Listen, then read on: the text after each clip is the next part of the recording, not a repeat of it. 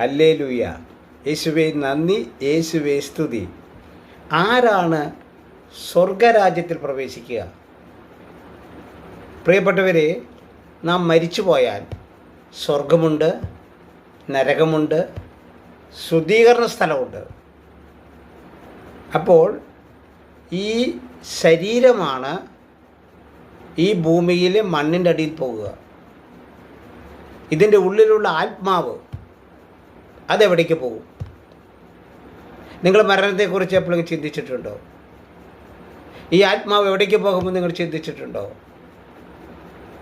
എവിടെ പോയാലും എന്താ കുഴപ്പമല്ലേ?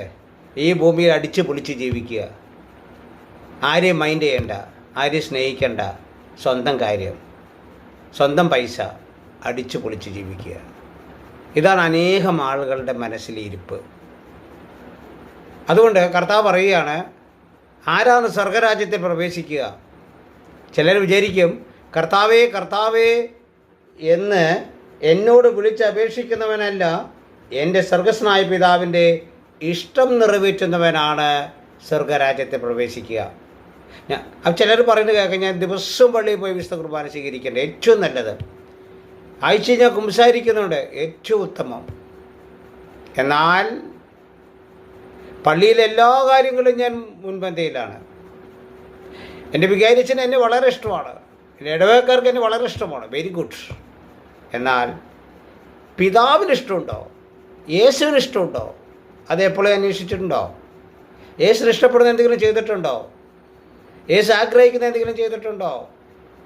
എന്താണ് പിതാവിൻ്റെ ഇഷ്ടം? പിതാവിൻ്റെ ഇഷ്ടത്തെക്കുറിച്ച് എൻ്റെ ഈ വചനങ്ങൾ ശ്രവിക്കുകയും അവ അനുസരിക്കുകയും ചെയ്യണം എന്നുള്ളതാണ് പിതാവിൻ്റെ ഇഷ്ടം.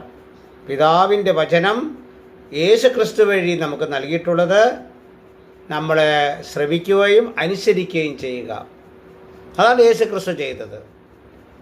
പിതാവിൻ്റെ വാക്കുകൾ യേശു ക്രിസ്തു അനുസരിച്ചു. Praise the Lord, hallelujah. അതുകൊണ്ട് അവരാണ് സ്വർഗത്തിലെത്തുക, അല്ലാണ്ട് കർത്താവ് കർത്താവിനെ വിളിക്കുന്നവരല്ല. അതുകൊണ്ട് പ്രിയപ്പെട്ട നമ്മൾ ചിന്തിക്കണം, ഞാൻ സ്വർഗത്തിൽ എത്തിച്ചേരുമോ? അതിനെക്കുറിച്ച് ഡീറ്റെയിൽസ് ആയിട്ട് അടുത്ത എപ്പിസോഡിൽ പറയാം. ദൈവം നമ്മളെ അനുഗ്രഹിക്കട്ടെ.